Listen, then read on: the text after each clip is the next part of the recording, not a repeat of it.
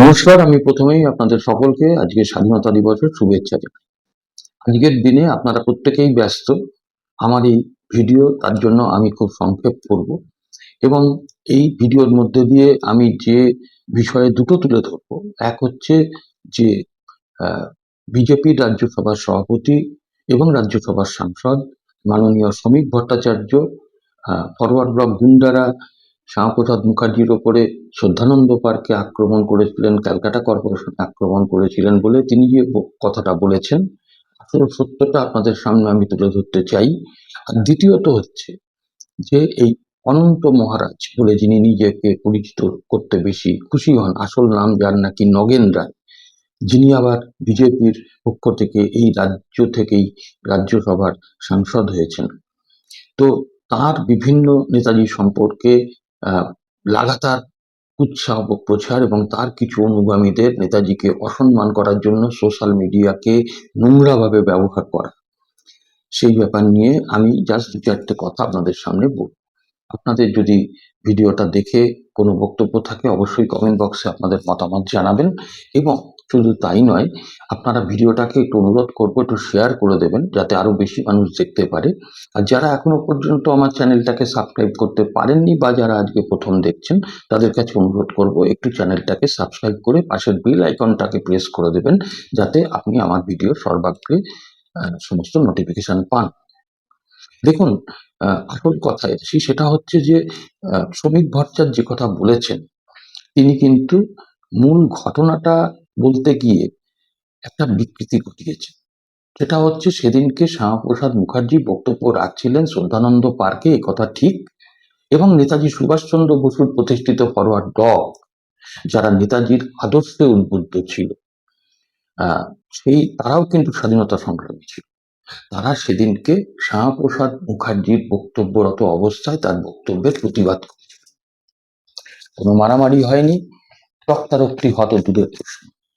এখন প্রশ্নটা হচ্ছে, কেন সেদিনকে শ্রদ্ধানন্দ পার্কে বা পরবর্তীকালে একবার ওই ক্যালকাটা কর্পোরেশনের ফরওয়ার্ড ব্লকের কর্মীরা এহেন কাজ করেছিলেন? এখন এই ইতিহাসটা, এটা শ্রমিকবাবুরা বলবেন না। সেটা হলো, নেতাজি সুভাষচন্দ্র বসু ছিলেন একজন অত্যন্ত অসাম্প্রদায়িক, ধর্মনিরপেক্ষ। তিনি ভারতের স্বাধীনতা সংগ্রামটাকে মূল লক্ষ্য হিসেবে ধরেছিলেন এবং তার জন্য উনি একটা সার্বিক ঐক্য চেয়েছিলেন ভারতবাসীর মধ্যে, যেখানে কোনো ধর্মের ভেদাভেদ থাকবে না, সকলে মিলে কাঁধে কাঁধ দিয়ে লড়াই করবে। লক্ষ্য একটাই, ব্রিটিশকে ক্ষমতা থেকে সরানো। এবং যার জন্য নেতাজি সুভাষচন্দ্র বসু তিনি কিন্তু বহু ত্যাগ করেছিলেন।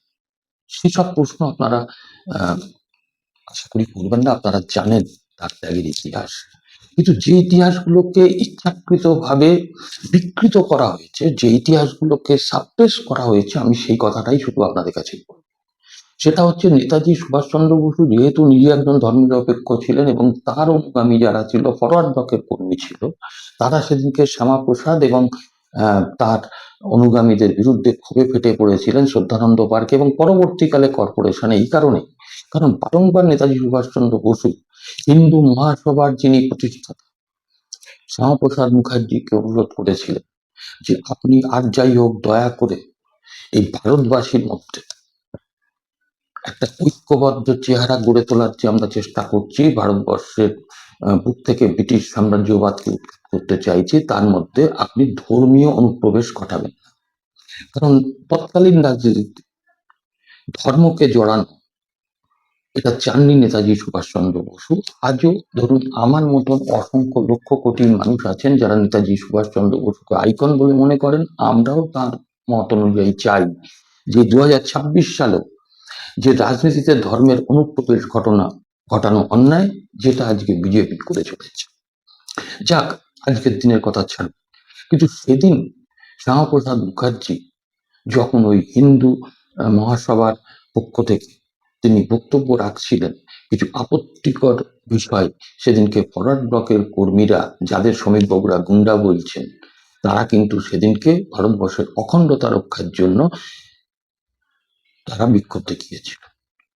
ক্যালকাটা কর্পোরেশনেও একই ঘটনা হয়েছে। শ্যামাপ্রসাদ মুখার্জিকে বারংবার নেতাজি সুভাষচন্দ্র বসু পালন করেছিলেন। দয়া করে আপনি এর মধ্যে হিন্দু মুসলিম আনবেন না। আমাদের এটা একটা ভারতবর্ষ, বিরাট দেশ। এই বাংলায় হিন্দু মুসলিম শিখ ইসাই সবাই আছে, যে কথাটা এখনো ধর্মনিরপেক্ষ মানুষরা বলে।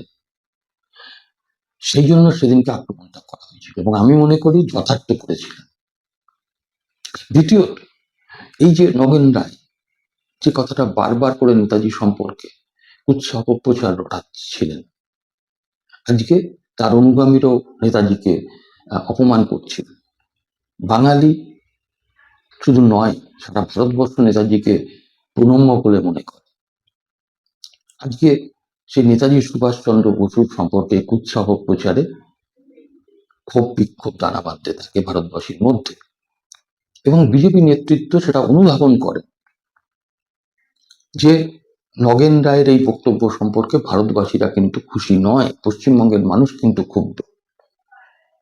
এখন সেই কারণে ময়দানে নামেন বহুদিন পরে নীরবতা ভঙ্গ করে আমাদের পশ্চিমবঙ্গের মুখ্যমন্ত্রী শুভেন্দু অধিকারী, এবং পরবর্তীকালে ওই শ্রমিক ভট্টাচার্য থেকে শুরু করে বিজেপির একেবারে লোকাল স্তরের দোয়ানা চারানার নেতারা।